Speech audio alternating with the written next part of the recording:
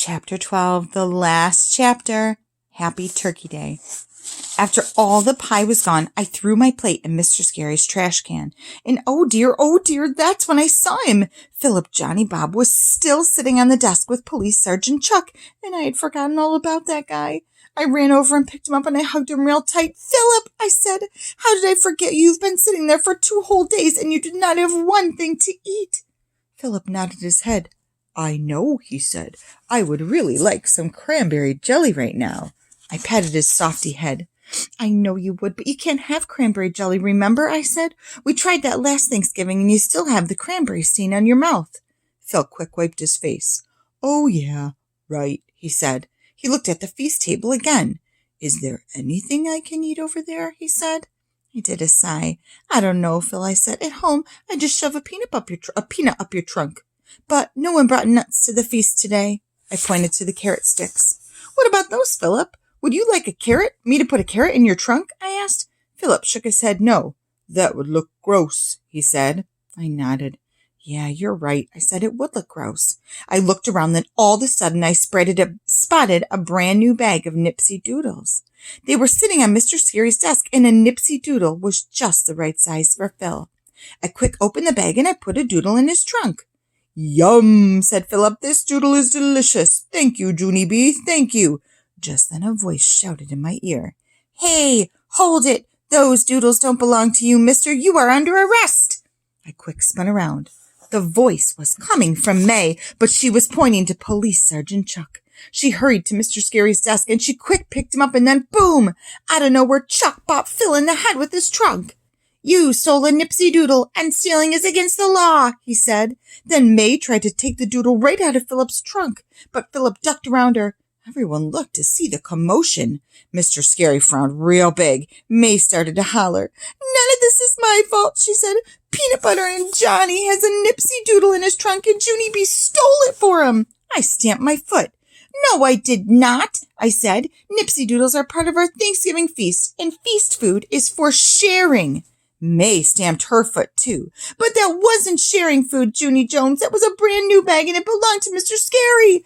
Then May tried to pull Phil away from me, but I pulled him back. Plus Philip bopped Chuck on the head, and then all of us got ready to wrestle. Only before we could even get started, Mr. Scary jumped in between us and he stopped us from bopping each other.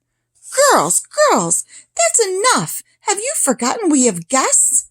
Me and May looked at our guests. May's mother was frowning at us. Mother and Grandma Miller were frowning again, too. I glanced at Grandpa Frank Miller. He did a wink. That was refreshing. Mr. Scary kept on talking. "I really don't understand what gets into you girls when you pick up those elephants," he said. "It's such a puzzle to me." I thought for a second, then I did a little shrug. "I don't know why it's a puzzle," I said. "Me and May are just playing with our elephants, and elephants like to bop each other." May nodded her head. "Yeah," she said, "that's what their trunks are for. Trunks are for bopping. That's how elephants play." I thought some more, then I looked at May. "Yeah, maybe only Mr. Scary doesn't know that, May," I said. "Maybe he doesn't have an elephant at home." May did a pause. "Oh, right," she said. "I never thought of that." She looked back at Mr. Scary. "Well, anyway, that's how elephants play," she said. "And so Junie Jones and I automatically know that." I smiled. "Yes," I said, "we do." Then all of a sudden, blink, a light bulb went off in my head and I did a gasp. Mr. Scary, you were right," I said. "Even though May and I are very different from each other, we both love elephants, and so that is how come we were almost being friends just now, because we have something in common, just like the Pilgrims and the Native Americans." May looked curious at me. "Yeah, but we're not really friends, right, Junie Jones?" she said. "It was just this one time, correct?" "Correct," I said back. "We can't be friends forever, May. That would be ridiculous. We don't even like each other." May got relief in her face. "Phew, okay, good," she said, "because I really like being different from you." "I know it, May. I like being different from you too," I said. "Very different." May smiled. I smiled back. Then I tried to do a fist bump with her, but she did not see it coming and I accidentally hit her in the arm. "Ow," she said. "Sorry," I said. May shrugged her shoulders and she rubbed it off. After that, we both skipped to our seats with our elephants and we hugged our elephants real tight. It was a lovely moment, I think. But all of a sudden it got interrupted by shouting. I quick looked up. It was Sheldon and Uncle Vern and Grandpa Ned Potts. "Happy Turkey Day! Happy Turkey Day!" they shouted real loud. They were holding hands in front of the room, and they were doing 3 squeezes. All the children stood up. We grinned ear to ear.